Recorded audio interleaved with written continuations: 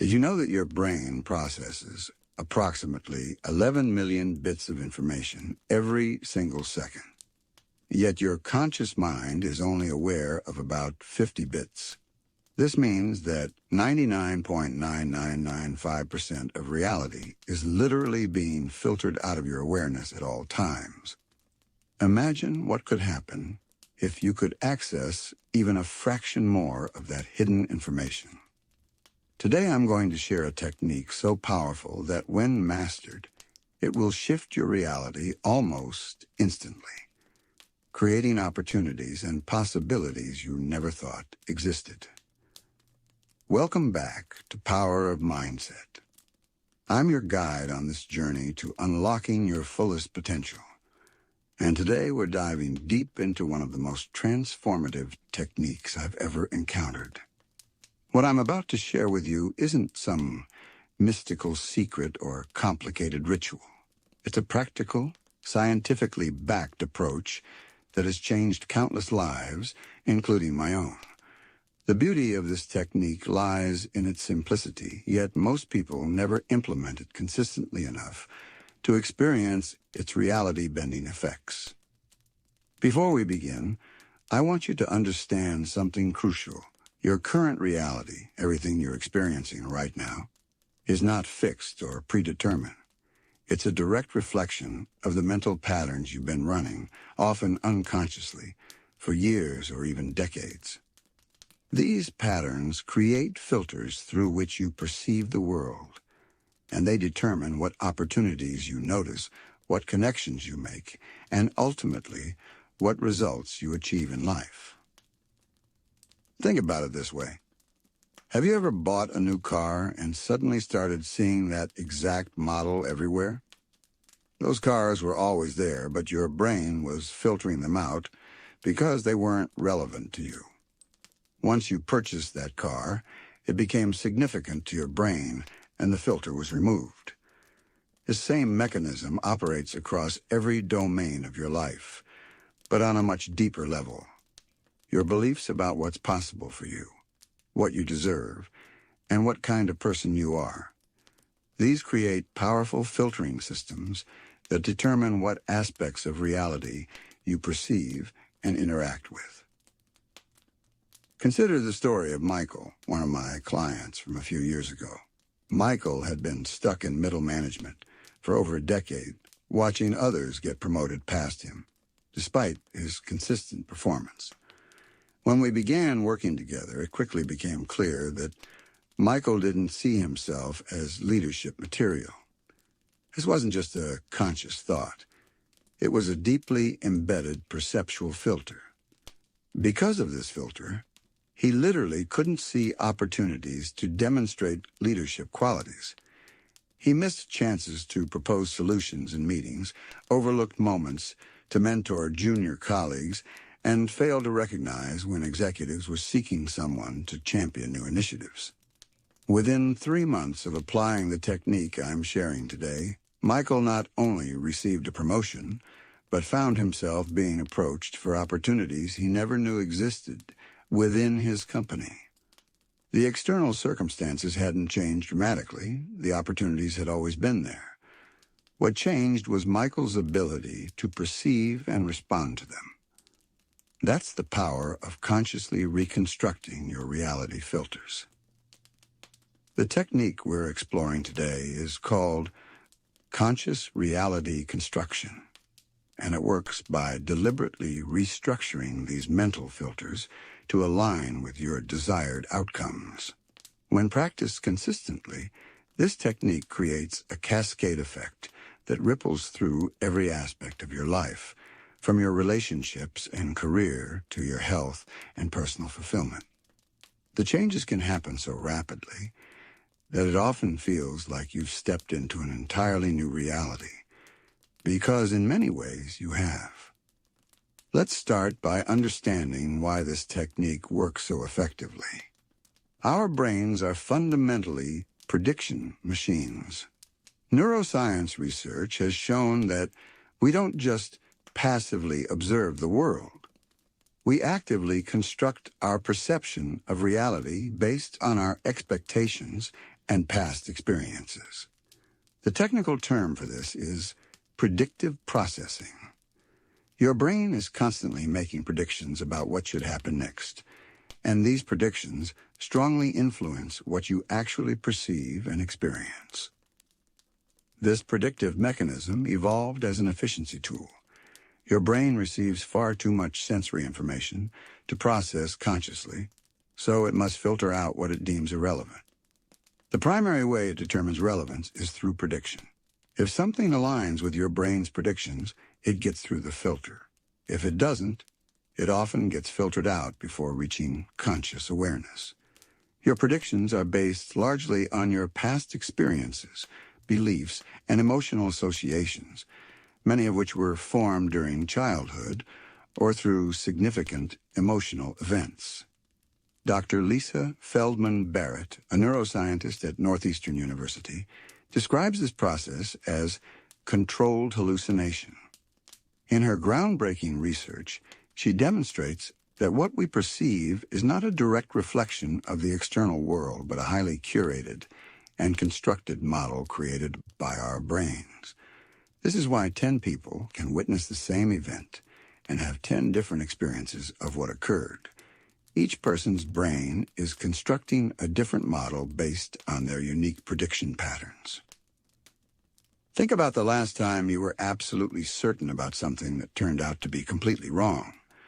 Perhaps you were convinced a door needed to be pushed when it actually needed to be pulled. Or maybe you misinterpreted someone's tone in a message. These small examples illustrate how your predictions shape your reality, but the same mechanism operates on a much larger scale throughout your entire life. Your expectations about your capabilities, what's possible for someone in your situation, or how others will respond to you. All of these create powerful filters that determine your lived experience. I remember working with Sarah, a talented writer who struggled to make progress on her novel, despite having a compelling concept and strong writing skills. As we explored her mental filters, we discovered that she had a deep-seated prediction that creative success would lead to criticism and conflict in her relationships. This belief stemmed from childhood experiences where her academic achievements had triggered jealousy and resentment from a close family member. Because of this unconscious prediction pattern, Sarah's brain was literally filtering out opportunities to advance her writing career. She would forget to submit work to publications, develop mysterious illnesses before writing workshops, and find endless reasons to revise rather than complete her manuscript. Her brain was protecting her from the predicted negative consequences of success by ensuring she never achieved it. Once Sarah became aware of this pattern and began applying conscious reality construction, her experience transformed rapidly. Within 6 months, she had completed her manuscript and secured a literary agent. The most remarkable aspect wasn't just her external success, but how her entire perception of the writing process changed. What had felt like an uphill battle suddenly flowed with ease and joy. The same activity that had previously triggered anxiety and resistance became a source of energy and fulfillment.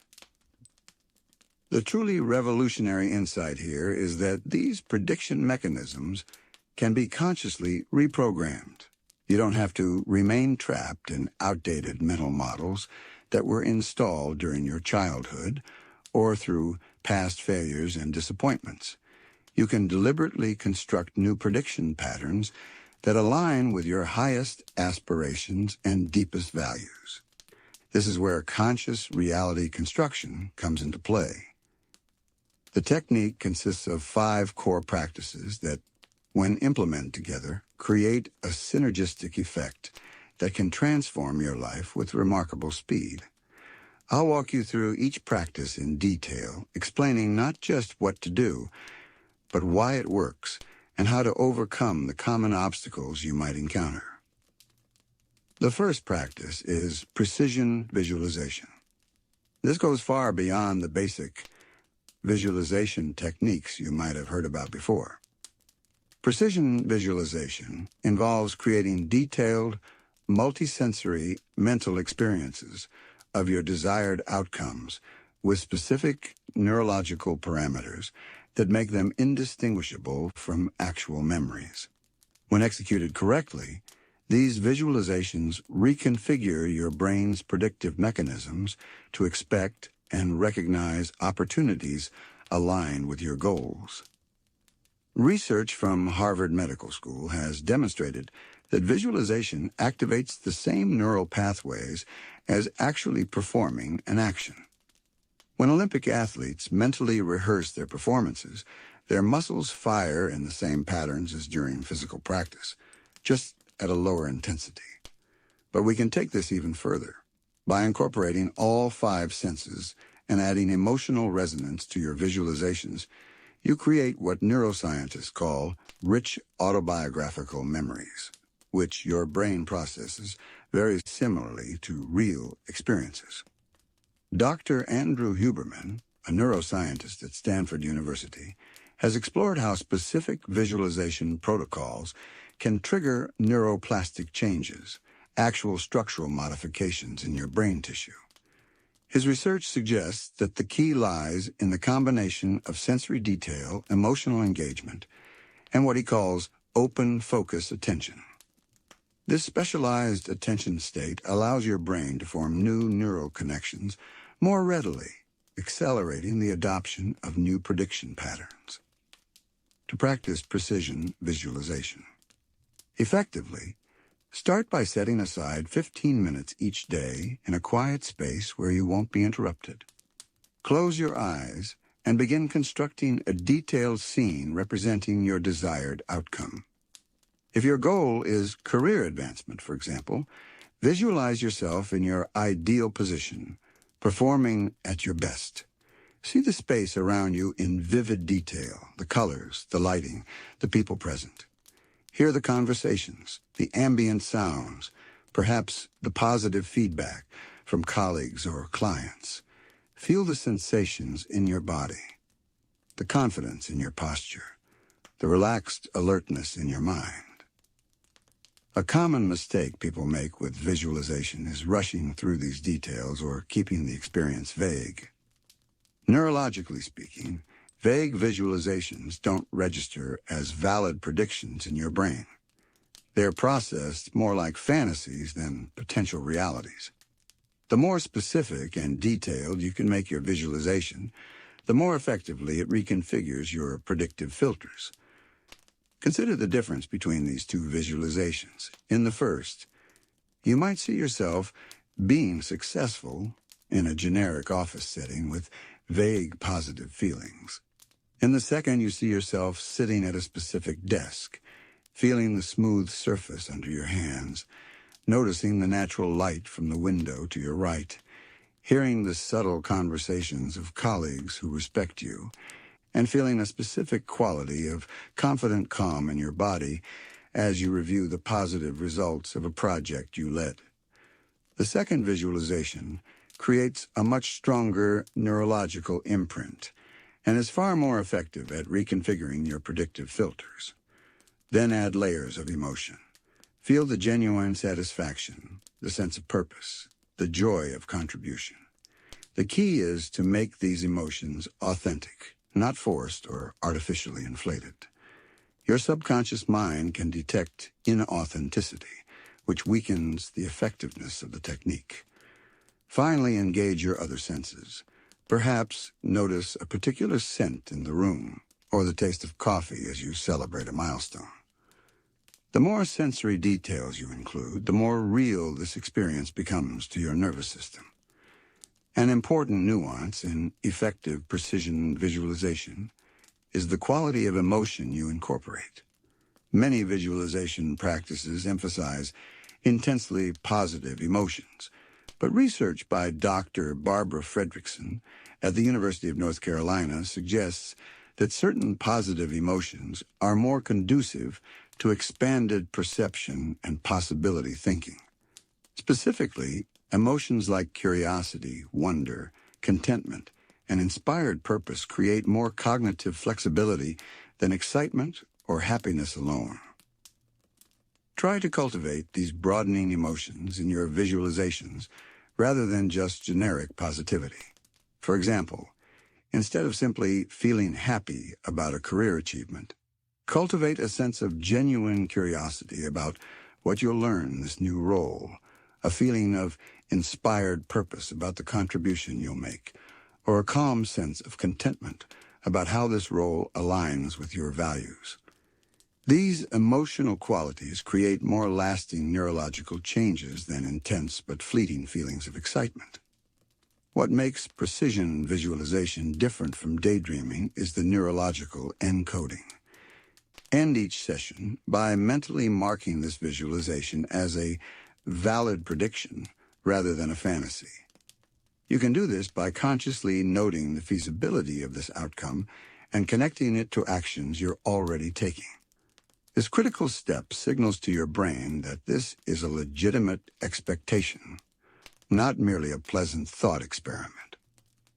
A practical way to strengthen this encoding is through what psychologists call implementation intentions, specific if-then plans that connect your visualization to concrete triggers in your environment.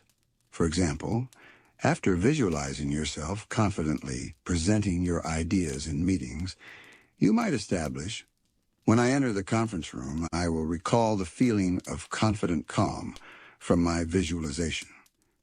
These implementation intentions create bridges between your visualization practice and your daily life, accelerating the integration of new prediction patterns. I worked with a client named David who used precision visualization to transform his public speaking abilities. As the CEO of a growing startup, he needed to present to investors regularly, but intense anxiety had sabotaged several important opportunities.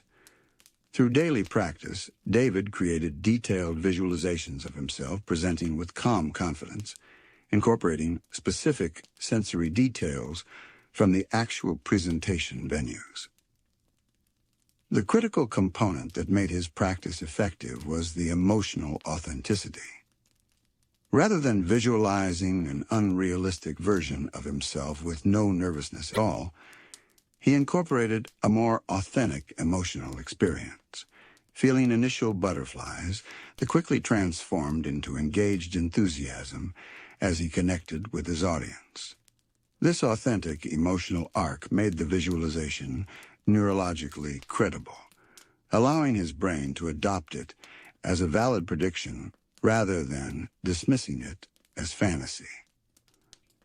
Within 2 months, David's presentation experiences transformed so dramatically that potential investors commented specifically on his commanding presence, the very quality he had been systematically visualizing.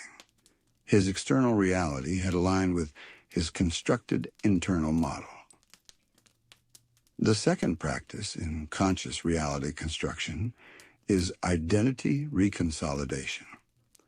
This addresses one of the most fundamental aspects of your reality filter, your self-concept, who you believe yourself to be. Numerous studies in psychology have confirmed that people tend to act in accordance with their identities, often rejecting opportunities or sabotaging progress when it conflicts with their self-image. Identity reconsolidation leverages a fascinating property of memory called reconsolidation to update your core beliefs about yourself. Memory reconsolidation is a neurological process where memories become temporarily malleable when recalled. Researchers at New York University discovered that during this brief window of malleability, memories can be modified before being stored again. This provides a powerful opportunity to update limiting beliefs about yourself that may have been formed decades ago. Dr. Bruce Ecker, a pioneer in the clinical applications of memory reconsolidation, explains that this process operates according to precise neurological rules. The key insight from his research is that contradicting a belief directly often strengthens it due to the brain's threat detection mechanisms. Instead, effective belief revision requires first activating the target belief, then introducing a contradictory experience in a way that creates a prediction error for the brain to resolve. Let's break this down. If you've always believed you're not creative, directly trying to convince yourself that I am creative typically creates internal resistance. Your brain essentially rejects the new information because it contradicts established neural pathways. Identity reconsolidation works differently. By first fully acknowledging your existing belief, part of me has always believed I'm not creative, and then introducing specific contradictory evidence in a non-threatening way, you create the optimal conditions for your brain to update the core belief. To practice identity reconsolidation, first identify a limiting self-belief that's constraining your reality. Perhaps you see yourself as not technically inclined, bad with money, or too introverted to lead. Once you've identified this belief, recall a specific memory that seems to support it. For example, if you believe you're bad with money, you might recall a financial mistake from your past. As you hold this memory in your awareness, introduce new information that challenges the global conclusion you drew from that experience. Perhaps acknowledge that you made that financial mistake when you had no education about money management, or that even financial experts make occasional errors. This isn't about denying reality, but contextualizing it accurately. Then consciously update your identity narrative. I'm someone who is continuously improving my financial intelligence, or I'm someone who learns from financial setbacks. A critical distinction here is between fixed-trait identities and growth-oriented identities. Research by Dr. Carol Dweck at Stanford University has demonstrated that people with fixed mindsets, I am smart or I am not creative, tend to avoid challenges and give up easily, while those with growth mindsets, I can develop my abilities through effort, embrace challenges, and persist through setbacks. Identity reconsolidation works most effectively when you shift from fixed-trait identities to process-oriented identities that emphasize learning, development, and values. For example, rather than trying to convince yourself, I am confident, a fixed-trait identity, reconsolidate toward I am someone who builds confidence through consistent action, a process-oriented identity.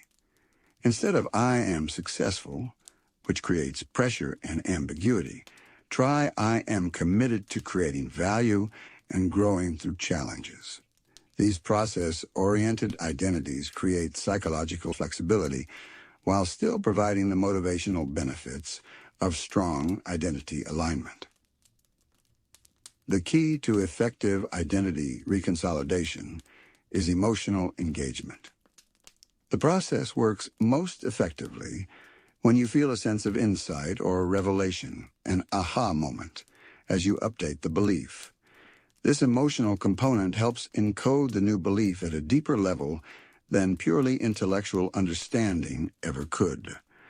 I've seen the power of identity reconsolidation in numerous clients, but perhaps most dramatically with Jennifer, a talented physician who struggled with imposter syndrome despite her exceptional qualifications.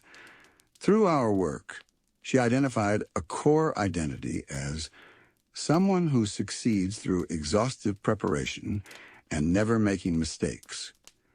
This identity had formed during her early educational experiences, where perfectionism had indeed served her well. However, as her career advanced into leadership roles requiring innovation and calculated risk-taking, this identity became increasingly limiting.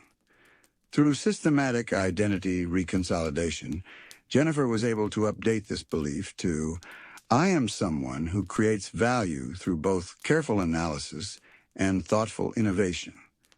This subtle but profound shift in her core identity transformed her leadership approach and led to her successfully spearheading a major hospital initiative that she would previously have avoided due to its inherent uncertainties. An advanced application of identity reconsolidation involves working with what psychologists call identity hierarchies.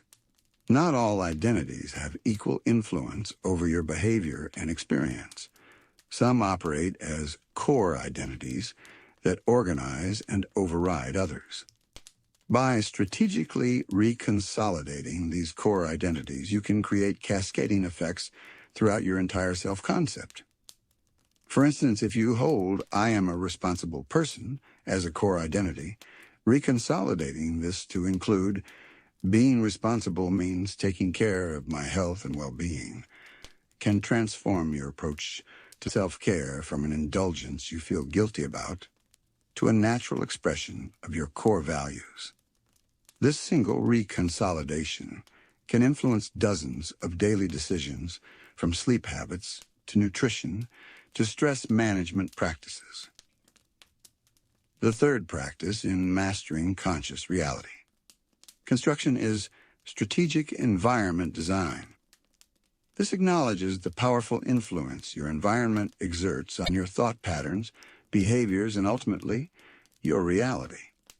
While many personal development approaches focus exclusively on internal factors, the truth is that your physical surroundings, social connections, and information inputs profoundly shape your mind, often below the threshold of conscious awareness. Researchers at MIT have documented how environmental cues can trigger specific behavioral patterns automatically. This is why entering a kitchen might trigger snacking behavior even when you're not hungry, or why certain social environments make it almost impossible to maintain your highest standards. By deliberately designing your environment, you can make your desired reality the path of least resistance rather than a constant uphill battle. Dr. B.J. Fogg, founder of the Behavior Design Lab at Stanford University, emphasizes that environment design is often more effective than willpower for creating sustainable behavior change.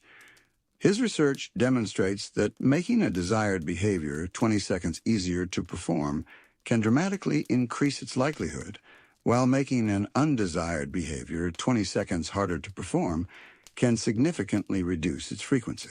This 20-second rule highlights how sensitive our behavior is to environmental friction. Strategic environment. Design begins with a comprehensive audit of your current environment.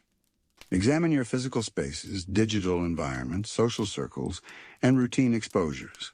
For each element, ask, is this aligned with the reality I'm working to create? If not, determine whether it should be eliminated, modified, or replaced. Your physical environment should contain visual cues and tools that support your desired outcomes.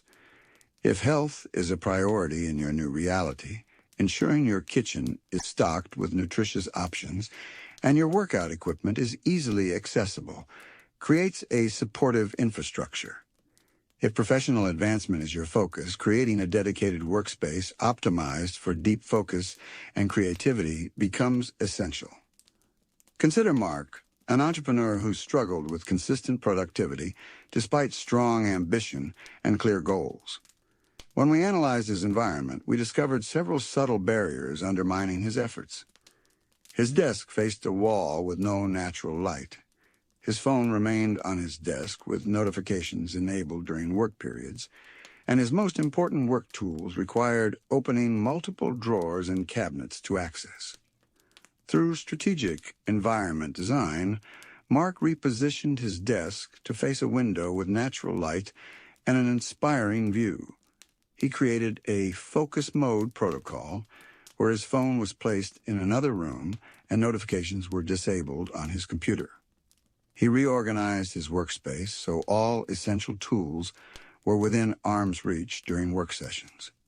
These seemingly small changes led to a 40% increase in his productive output within the first month, and fundamentally changed his subjective experience of work from draining to energizing.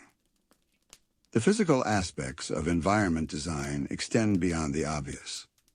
Research in embodied cognition shows that factors like lighting, ceiling height, ambient sounds, and even the presence of natural elements can significantly influence cognitive patterns. Spaces with higher ceilings tend to promote more abstract and creative thinking, while spaces with lower ceilings enhance focused, detail-oriented work. Natural elements like plants and wood surfaces have been shown to reduce stress and improve concentration. Even the ambient temperature of your environment can impact cognitive performance, with slight cooling often enhancing alertness and problem-solving abilities. Your digital environment is equally important in today's world. The information you consume, the social media accounts you follow, the notifications that interrupt your attention, all of these shape your mental landscape and, by extension, your reality. Be intentional about curating these inputs to support your desired reality rather than reinforcing limiting patterns or distracting you from your priorities. A practical approach to digital environment design begins with a notification audit. Most people allow dozens of applications to interrupt their attention throughout the day, each interruption requiring approximately 23 minutes to fully recover focused attention, according to research from the University of California. By restricting notification privileges to only the most essential applications and designating specific times for checking email and social media, you reclaim your attentional sovereignty. Perhaps the most precious resource in today's information-saturated world. Beyond notification management, consider the quality of information you regularly consume. The brain's predictive mechanisms are heavily influenced by the patterns it observes. If your information diet consists primarily of negative news, cynical perspectives, or content that reinforces limitation thinking, your brain will naturally construct prediction patterns aligned with these inputs.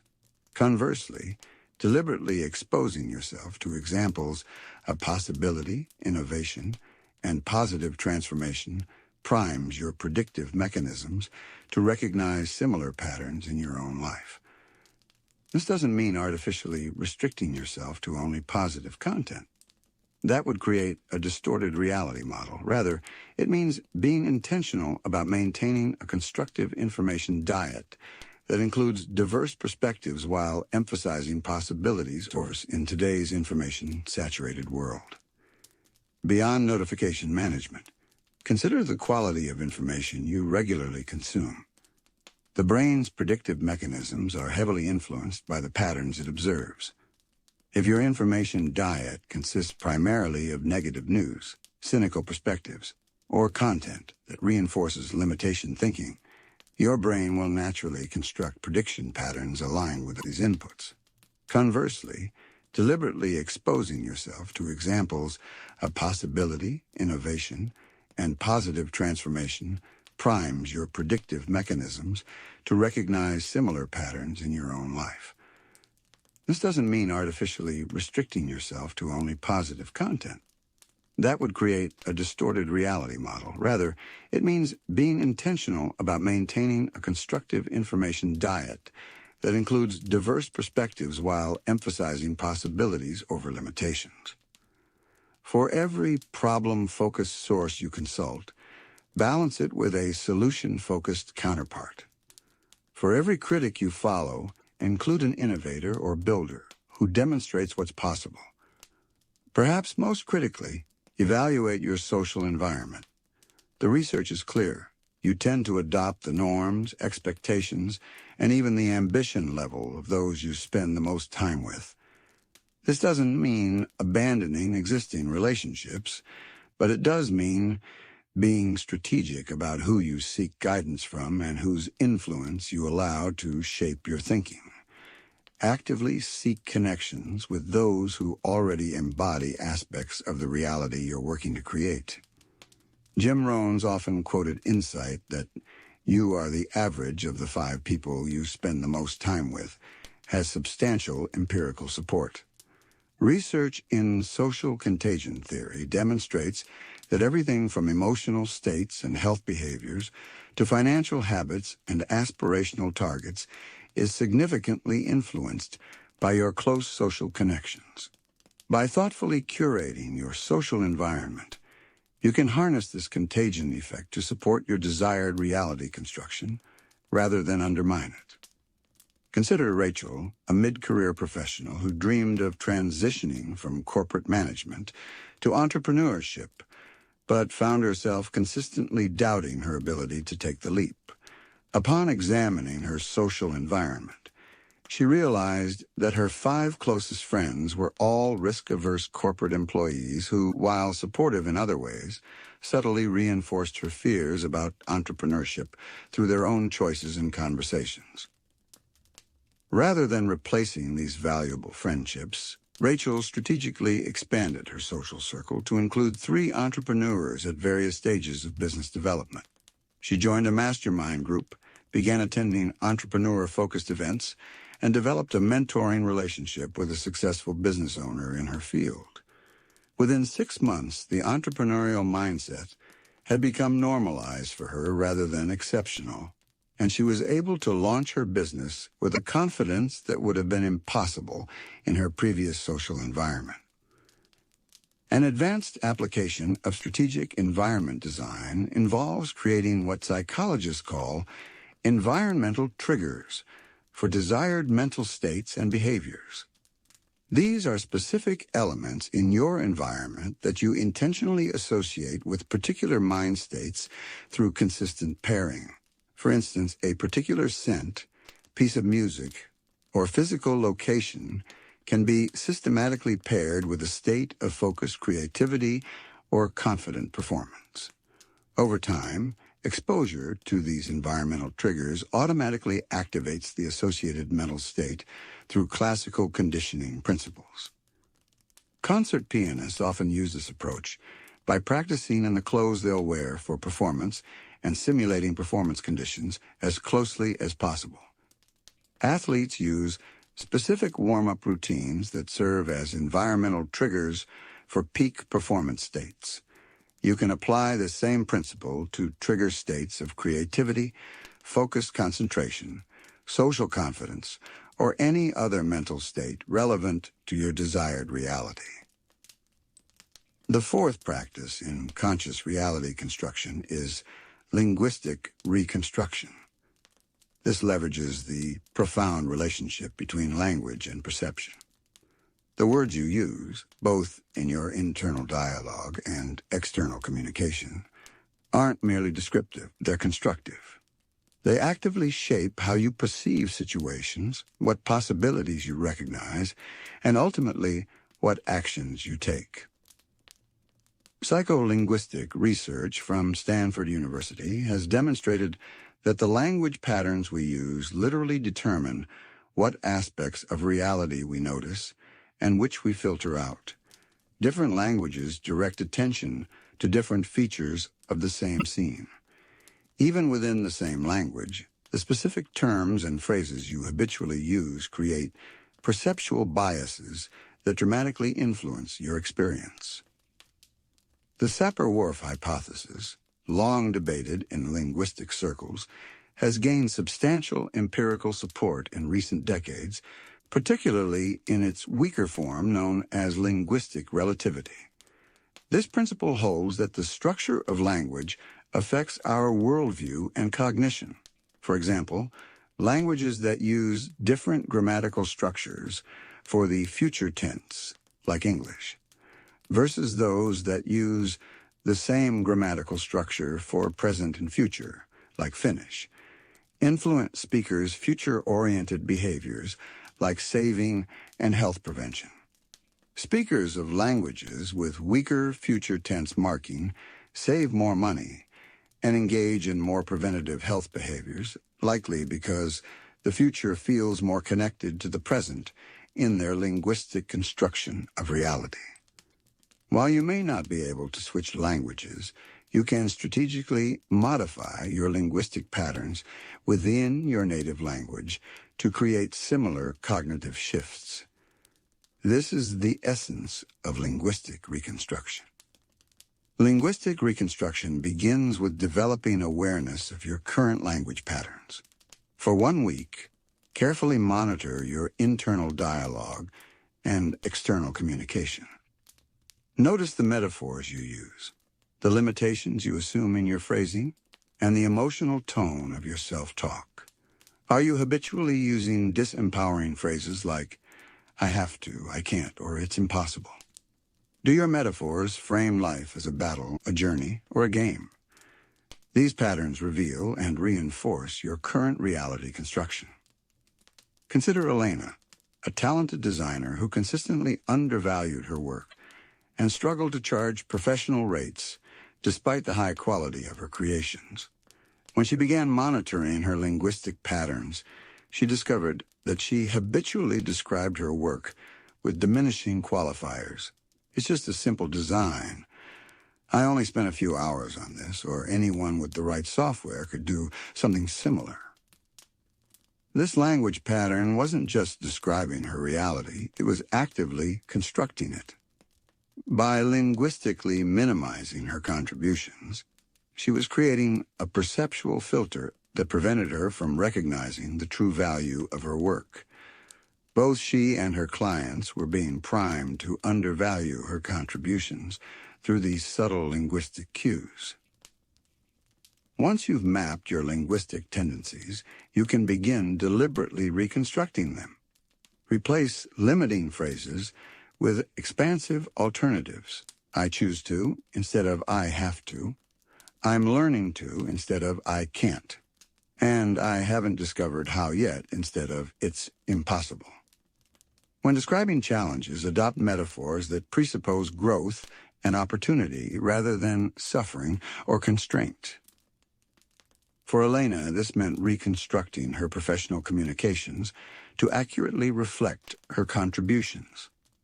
I've created a design that solves your specific challenges through careful attention to your brand voice and customer psychology.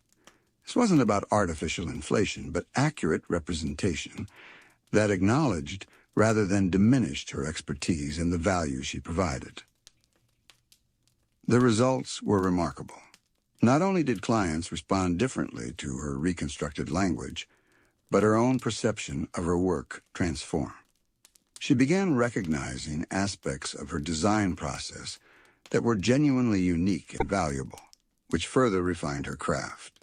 Within 4 months, she had doubled her rates while increasing her client satisfaction ratings. A tangible reality shift initiated through linguistic reconstruction. A particularly powerful application of linguistic reconstruction is reformulating questions. The questions you ask, whether consciously or unconsciously, direct your mental resources and determine what answers you can possibly receive. Instead of, why does this always happen to me? Ask, what opportunity is this situation presenting? Instead of, how can I just get through this? Ask, how can I use this situation to advance my larger vision? Neurological research using fMRI scans has shown that different types of questions activate different brain regions. Problem-focused questions primarily activate the analytical left prefrontal cortex, while possibility-focused questions engage more of the creative right prefrontal cortex, along with deeper emotional processing centers. By consciously choosing your questions, you literally change which neural networks are engaged in constructing your perception of a situation. This questioning approach became transformative for Thomas, a senior executive facing a significant organizational challenge. His division was underperforming, and his initial questions focused on problems. Why aren't people executing effectively? And how do I fix the broken processes? These questions led to a spiral of fault-finding and incremental tweaks to existing systems without addressing deeper issues. Through linguistic reconstruction, Thomas began asking fundamentally different questions. What would this division look like if it were operating at its highest potential? And what bold approach would transform our results rather than just improve them? These questions activated different cognitive processes and led to insights that would have remained inaccessible through his previous linguistic framing. The result was a complete reorganization of the division around customer outcomes rather than internal processes, which increased performance metrics by 32% within 2 quarters. Practice linguistic precision by eliminating qualifiers that diminish your power, such as just, try, or kind of. These subtle verbal cues signal uncertainty and lack of commitment, both to others and to your own subconscious mind.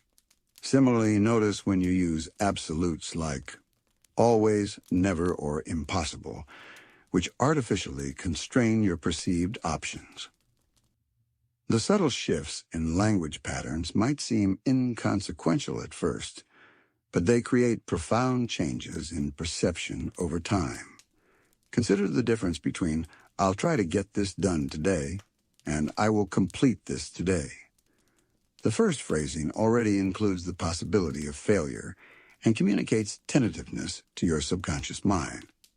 The second creates a clear commitment and primes your brain to find ways to fulfill that commitment rather than excuses to abandon it. Another powerful linguistic reconstruction involves shifting from have to get to language. When you say, "I have to exercise," you're framing the activity as an obligation or burden. When you say, "I get to exercise," you're reconstructing the same activity as an opportunity or privilege. This simple linguistic shift changes the emotional association with the activity, which in turn changes how your brain processes the experience at a neurochemical level. Advanced linguistic reconstruction extends to the stories you tell about your past and future. The narrative structure you impose on your life experiences, how you sequence events, what you highlight or omit, what themes you emphasize, profoundly shapes your identity and future predictions. By consciously reconstructing these narratives, you can transform how past experiences influence your current reality construction. For instance, if you've experienced significant setbacks or failures, you might habitually frame these as evidence of a fundamental flaw or limitation. Through narrative reconstruction, you can reframe these same experiences as critical turning points that developed essential qualities like resilience, discernment, or compassion. This isn't about denial or toxic positivity, but about extracting the constructive elements of experience that support your growth rather than constrain it. The fifth and final practice in mastering conscious reality, construction, is embodied decision alignment. This addresses a critical gap in most manifestation or goal achievement approaches. The integration of your intellectual choices with your physiological decision-making systems.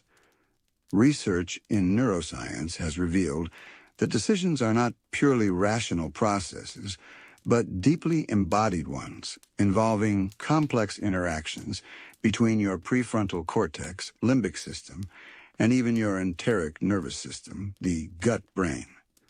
Dr. Antonio Damasio's groundbreaking research on decision-making demonstrates that people with damage to emotion-processing brain regions become incapable of making effective decisions despite intact logical reasoning abilities. His somatic marker hypothesis suggests that emotional responses experienced as bodily sensations play a crucial role in guiding decision-making, particularly in complex or ambiguous situations where pure logic provides insufficient guidance. Many people experience frustrating gaps between what they intellectually decide and what they actually do. They set clear goals, but find themselves making choices that undermine those very goals. This disconnect occurs because intellectual decisions that aren't aligned with your embodied decision-making systems will inevitably be overridden in moments of stress, fatigue, or temptation. Consider James, a business consultant who intellectually committed to expanding his practice by engaging in regular networking and outreach activities. Despite his clear intention and well-structured plan, he consistently found reasons to postpone these activities. His intellectual decision to expand wasn't integrated with his embodied decision-making system, which contained unprocessed anxiety around potential rejection that manifested as physical tension whenever he contemplated outreach activities. Embodied decision alignment resolves this conflict by ensuring that your conscious choices become encoded in your neurophysiology. This practice begins with developing greater interoceptive awareness, the ability to sense and interpret signals from your internal bodily systems. Regular mindfulness meditation, focused on bodily sensations, builds this foundation of interoceptive awareness. Research from the University of Wisconsin-Madison shows that people with higher interoceptive awareness make decisions more aligned with their authentic values and demonstrate greater psychological well-being. By developing this capacity to sense subtle internal signals, you create the foundation for integrating intellectual and embodied decision-making systems. Once this foundation is established, the practice involves systematically linking your desired outcomes to positive physiological states. When visualizing your goals, pay particular attention to the physical sensations that accompany feelings of certainty, commitment, and alignment. Notice the expansion in your chest, the relaxation of your shoulders, the deepening of your breath. These sensations are not merely effects of your decision. They are integral components of truly embodied choices. For James, this meant working specifically with the physical sensations of anxiety that emerged when contemplating networking activities, rather than trying to eliminate these sensations, which often strengthens them. He learned to create space for them while simultaneously connecting to the physical sensations of purpose and contribution that represented his deeper motivation for expanding his practice. By repeatedly pairing these sensations, he developed a new embodied response to networking opportunities, one that included initial anxiety but wasn't dominated by it. Within 2 months, James had established a consistent outreach practice that felt natural rather than forced. His embodied decision-making system was now aligned with his intellectual choice, creating integrated motivation rather than internal conflict. Conversely, learn to recognize the physiological signatures of misalignment, the subtle contraction, hesitation, or discomfort that signals when a purported goal doesn't truly resonate with your deeper values or identity.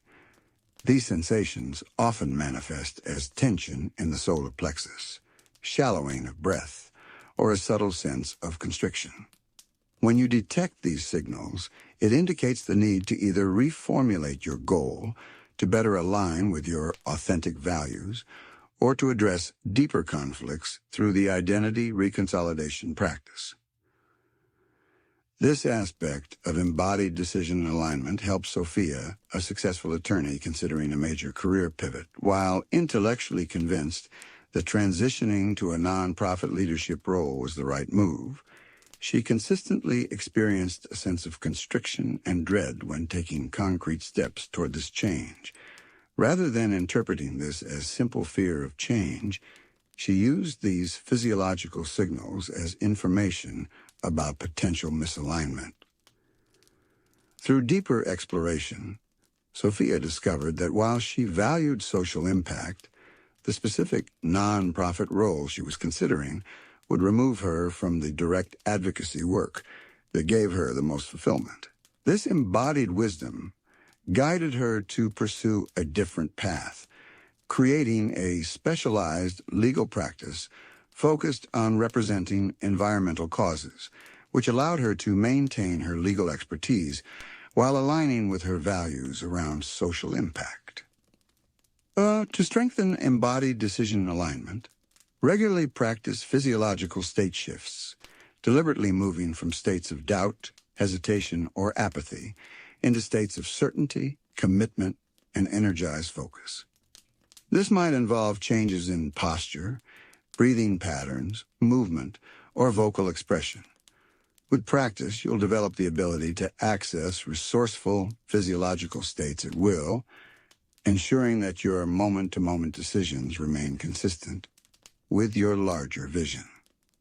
Research in embodied cognition reveals that your posture, facial expressions, and movement patterns don't just reflect your internal states. They actively create them. When you adopt the posture associated with confidence and certainty, you don't just look more confident, you actually begin to feel and think differently.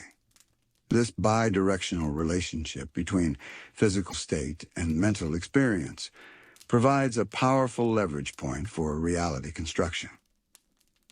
A practical application of this principle involves identifying the specific physical patterns associated with your most resourceful states.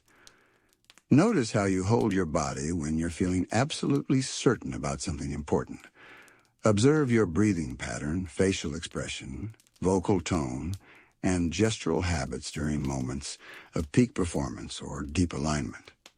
These physical patterns constitute a state signature that you can deliberately recreate to access similar mental and emotional resources. The advanced practice of embodied decision alignment integrates these state signatures with specific decision points in your daily life.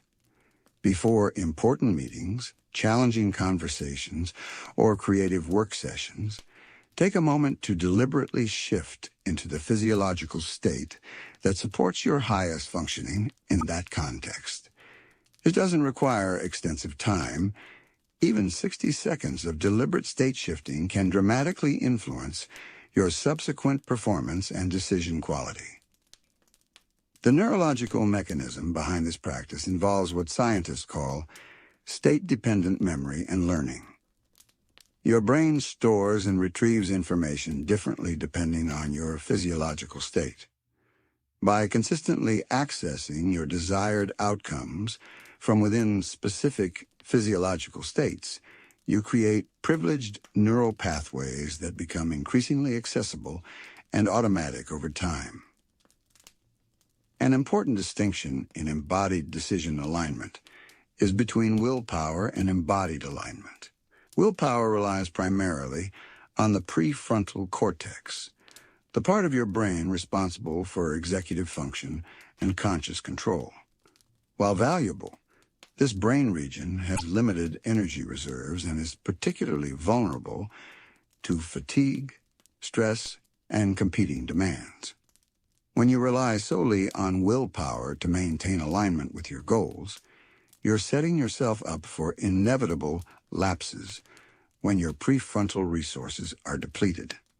Embodied alignment, by contrast, distributes the maintenance of your commitments across multiple brain systems, including subcortical regions that operate more automatically and require less conscious energy to sustain.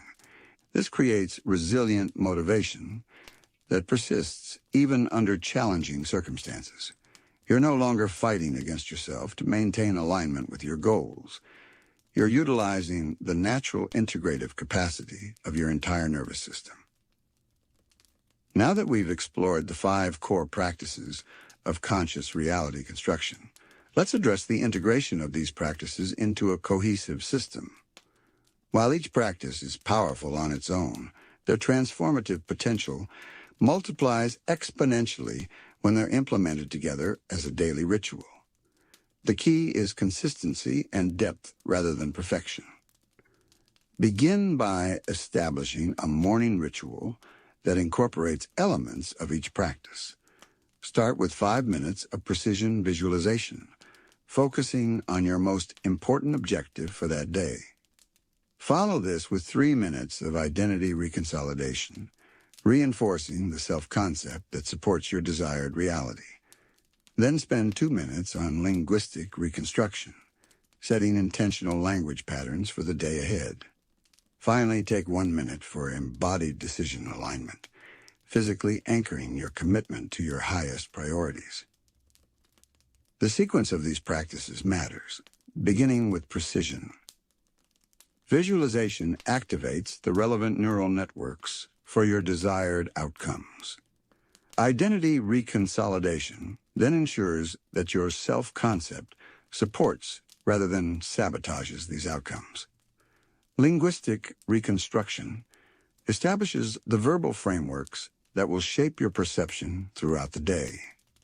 Finally, embodied decision.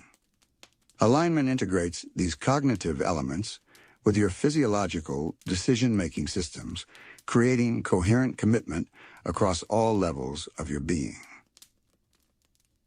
This morning ritual doesn't require extensive time. 15 minutes is sufficient for meaningful impact, but it does require full engagement. Practicing with divided attention or while rushing significantly reduces effectiveness. If necessary, start with an even shorter ritual, perhaps just 5 or 7 minutes, that you can perform with complete presence rather than trying to squeeze a longer practice into an already stressed morning routine. Throughout the day, use transition moments, before meetings, after completing tasks, or during commutes, as opportunities to briefly realign with your constructed reality. A 30-second check-in using any of the 5 practices can prevent you from slipping back into outdated reality filters during stressful or challenging situations. The neuroscience behind this approach relates to what researchers call mental context. Your brain operates differently depending on which neural networks are currently active. By briefly reactivating the networks associated with your desired reality during transition moments, you maintain perceptual continuity throughout your day rather than oscillating between conflicting mental contexts. Particularly powerful transition moments include the time immediately after waking, the commute to work, the transition from home to professional environment, pauses between meetings or tasks, the return commute, and the period just before sleep.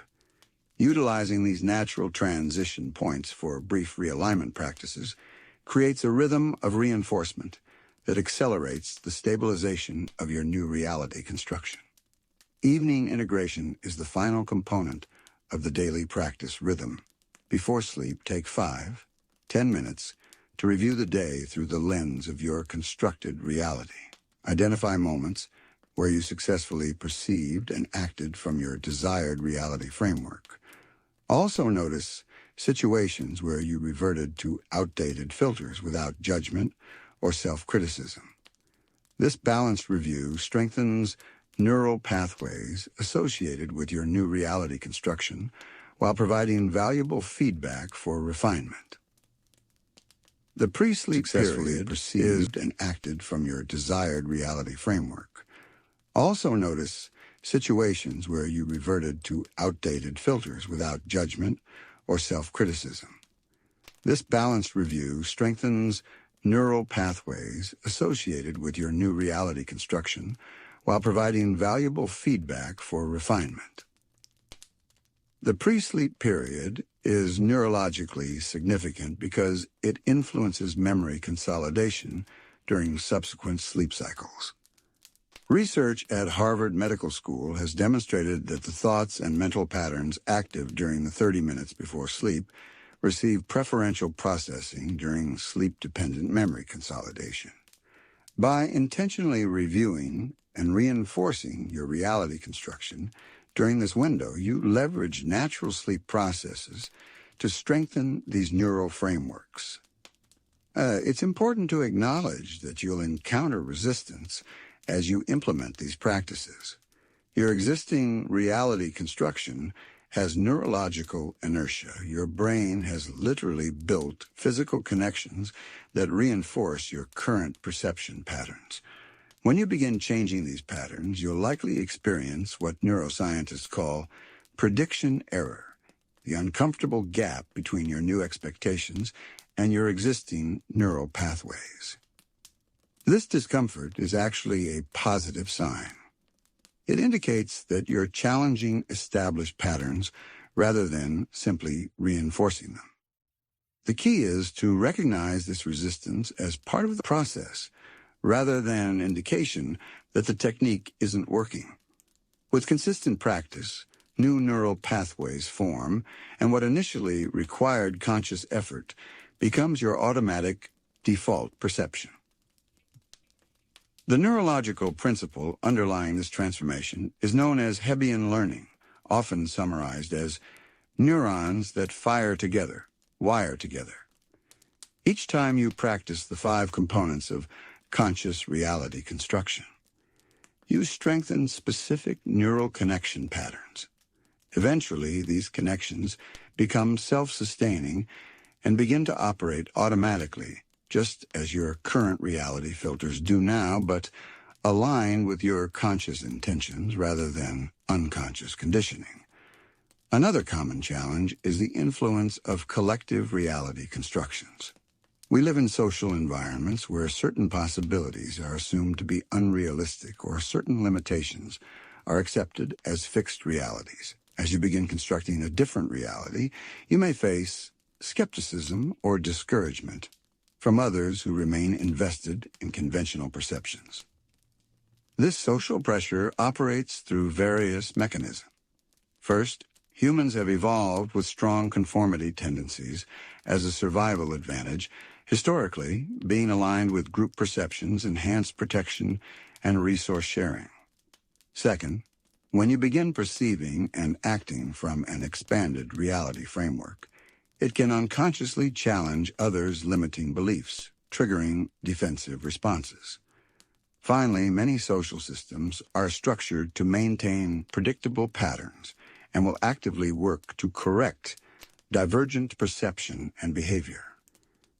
This is where strategic environment design becomes particularly important. Surrounding yourself with at least some individuals who support your expanded sense of possibility provides a crucial reinforcement during the transition period.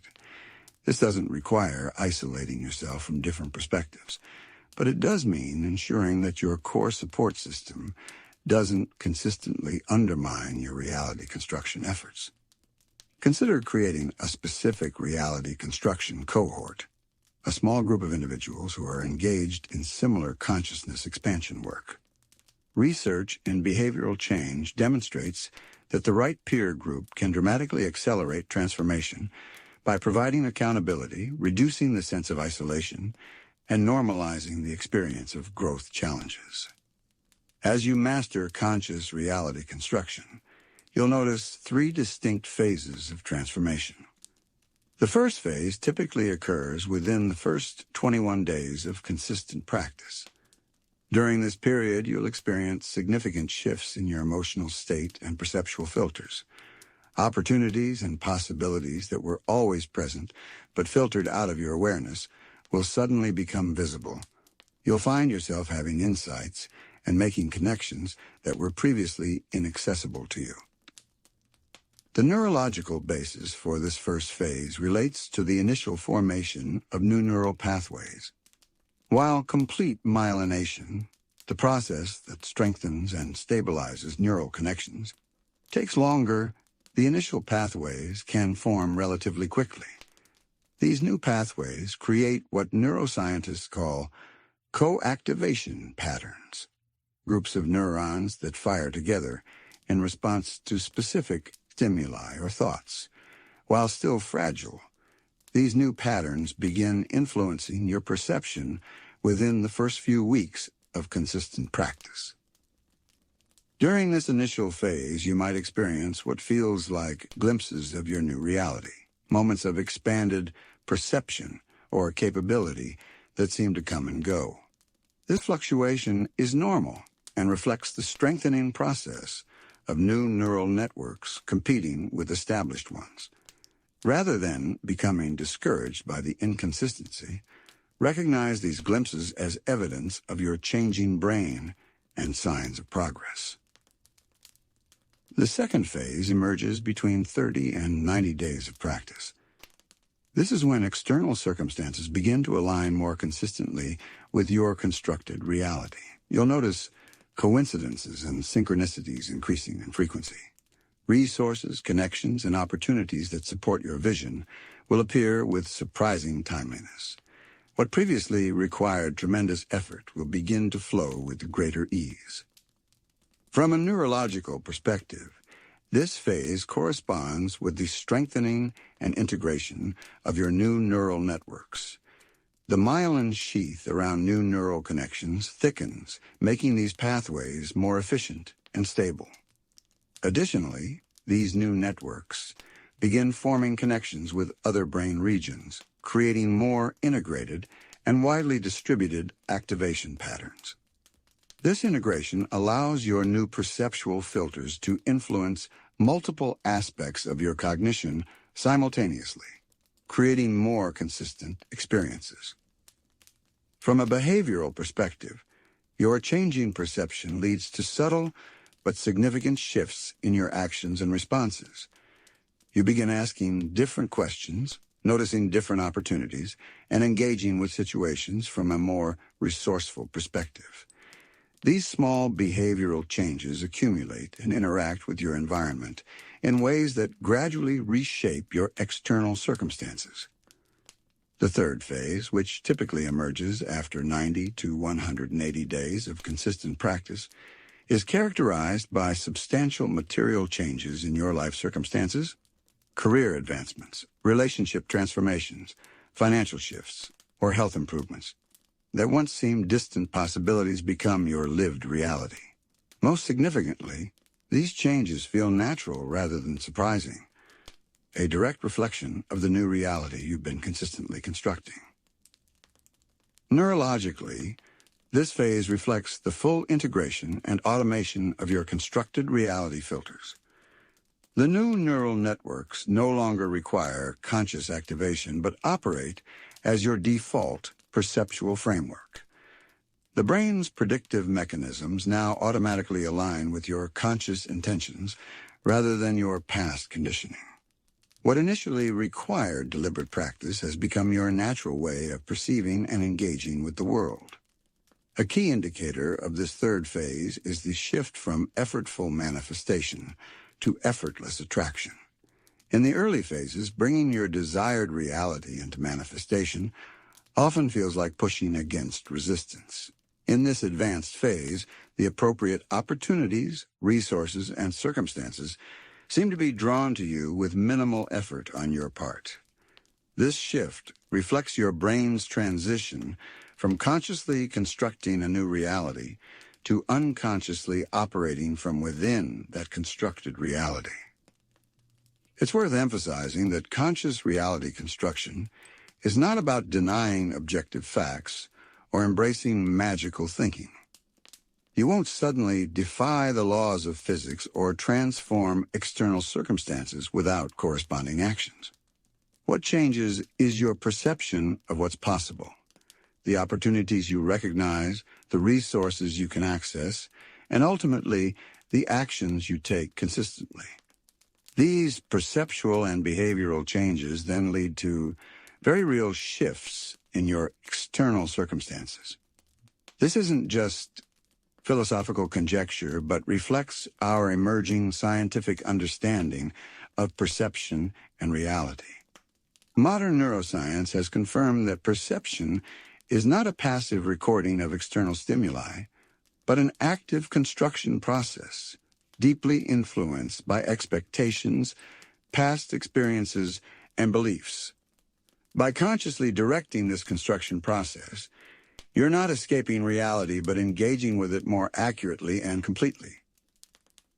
Consider the well-documented placebo effect, where belief alone can trigger measurable physiological changes.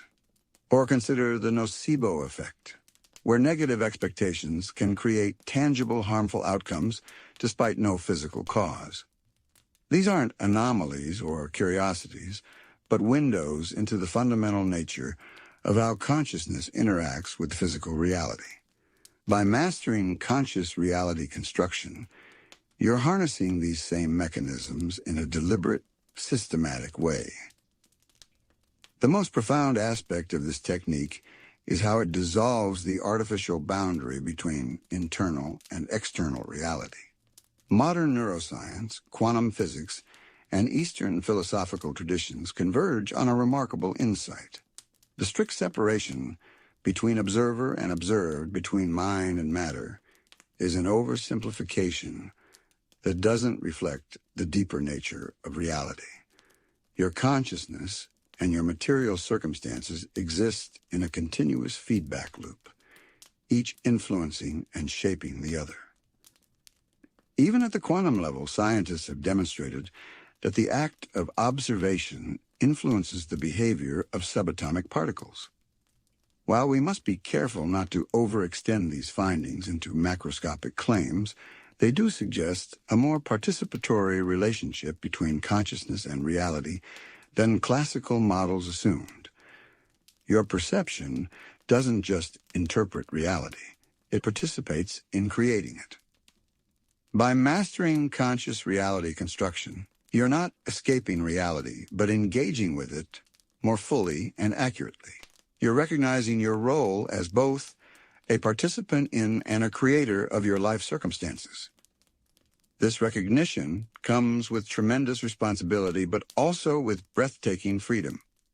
You're no longer merely reacting to a fixed external world, but participating in the ongoing creation of your experienced reality. Advanced practitioners of conscious reality construction often describe a profound shift in their fundamental relationship with reality. Rather than perceiving themselves as separate entities pushing against an external world, they experience themselves as focal points of consciousness within an interconnected field of possibilities. From this perspective, reality construction becomes less about controlling outcomes and more about coherently participating in the creative process of existence itself. This shift aligns with what psychologist Abraham Maslow called self-transcendence, the highest level of human development where the boundaries between self and world become increasingly permeable. At this level, reality construction operates less through effort and more through alignment. Your intentions and actions naturally harmonize with larger patterns of possibility, creating what feels like effortless manifestation, but actually reflects deep congruence between your individual consciousness and collective fields of potential. As we conclude, I want to emphasize that this technique requires practice and patience. You're rewiring neural pathways that may have been reinforced for decades. Be compassionate with yourself through this process. Celebrate small shifts in perception and subtle changes in your circumstances. These are the leading indicators of the larger transformations to come. The brain's neuroplasticity, its ability to reorganize itself by forming new neural connections, continues throughout your entire life. While this plasticity is most pronounced during childhood and adolescence, research has thoroughly debunked the myth that adult brains cannot significantly change. Even in older adults, consistent practice of targeted mental techniques creates measurable changes in brain structure and function. Your neurological architecture is not fixed. It can be deliberately reconstructed at any age through consistent practice. I encourage you to commit to at least 30 days of consistent practice with the 5 core elements of conscious reality construction. Document your experiences, noting both internal shifts and external changes. This documentation serves 2 purposes. It provides evidence of your progress that can sustain motivation during challenging periods, and it trains your perception to recognize the cause and effect relationship between your practice and your results. Consider creating a specific reality construction journal where you track both your practice consistency and the changes you observe. For each day, note which elements you practiced. any resistance or insights that emerged, and observable shifts in your perception or circumstances. Review this journal weekly to identify patterns and refinements for your practice. This systematic documentation accelerates your progress by making subtle changes more visible and providing data to optimize your approach. Remember that mastery of conscious reality. Construction isn't a destination but an ongoing journey. Even those who have practiced these techniques for years continue to discover new depths and applications. The reality you can construct expands as your mastery deepens, opening possibilities that might seem utterly fantastic from your current perspective. The technique I've shared today has transformed countless lives across widely different circumstances and backgrounds. It has helped people overcome seemingly insurmountable obstacles, achieve goals they once considered impossible, and create lives characterized by greater purpose, fulfillment, and impact. The same potential exists within you. Your current reality is just one of many possible configurations, and perhaps not even the most probable one once you remove the filters that have been constraining your perception. This approach stands apart from many personal development methodologies in its comprehensive integration of cutting-edge neuroscience, advanced psychological principles, and practical application. Rather than focusing on isolated techniques or simplistic formulas, conscious reality construction addresses the fundamental mechanisms through which your brain creates your experienced reality. By working at this foundational level, it creates transformation that extends across all domains of life rather than compartmentalized improvements in isolated areas. The most powerful aspect of this approach is its compounding effect over time. Each small shift in perception creates slightly different actions, which produce slightly different results, which in turn reinforce expanded perception. This positive feedback loop accelerates with consistent practice, creating exponential rather than linear growth in your capacity to construct reality aligned with your highest aspirations. I believe deeply in your capacity to create profound positive change using these practices.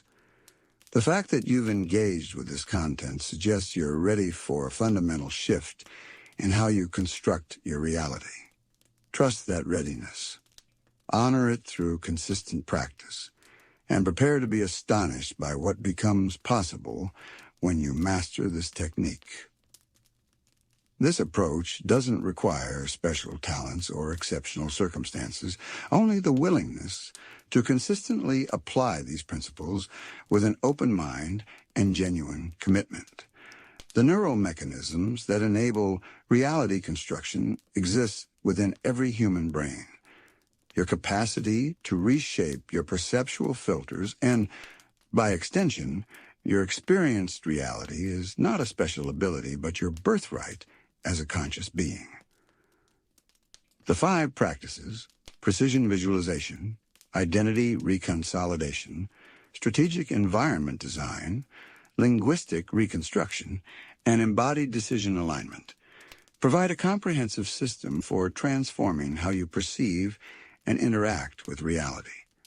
By integrating these practices into your daily life, you establish new neural patterns that gradually become your default perception, creating profound shifts in both your internal experience and external circumstances. As you begin this journey, remember that the goal isn't perfection, but progress. Each day of practice strengthens the neural networks associated with your constructed reality, even when the practice itself feels imperfect or the results aren't immediately visible. Trust the process, maintain consistency, and know that the transformation unfolds according to neurological timelines that may not always align with your expectations, but will ultimately create lasting change. I offer one final thought as you prepare to implement these practices. The reality you can construct is limited primarily by the possibilities you can genuinely believe in. As your practice deepens, your capacity for expanded belief will naturally grow. What seems impossible from your current perspective may become not only possible, but inevitable as your perceptual filters transform. The boundaries of your constructed reality will continue expanding as long as you continue the practice. This is where I'll leave you today. If you found value in this exploration of conscious reality construction, please share it with someone who might benefit. Remember to subscribe to Power of Mindset for more transformative techniques and insights. Until next time, I invite you to begin consciously constructing the reality that reflects your highest aspirations and deepest values. Your new reality awaits. Let me offer some additional reflections on how conscious reality construction can be applied in specific domains of life. While the 5 core practices provide the fundamental framework, their application can be tailored to address particular challenges or goals you might be facing. In professional development, conscious reality construction can be especially powerful for navigating career transitions or breaking through perceived limitations. The professional world is heavily influenced by implicit assumptions about what's possible based on your background, education, or previous experience. By systematically reconstructing these assumptions through the 5 practices, you can recognize and create opportunities that others with similar external qualifications might never notice. The key application in this domain involves reconstructing your professional identity. Many people define themselves primarily by their technical skills or job titles, rather than by their core capacities or the value they create. This narrow identity construction severely limits perceived possibilities when circumstances change or advancement requires moving beyond familiar responsibilities. Through identity reconsolidation, you can shift from a fixed professional identity, I am a graphic designer, to a more expansive self-concept based on transferable strengths and value creation. I translate complex ideas into compelling visual experiences that drive engagement. This expanded identity opens perception to a much wider range of opportunities while maintaining authentic connection to your genuine strengths. Combine this with strategic environment design by deliberately exposing yourself to professional contexts that embody your desired reality rather than reinforce conventional limitations. This might involve attending industry events outside your current field, developing relationships with professionals in adjacent disciplines, or even physically working in environments that represent your aspirational direction when possible.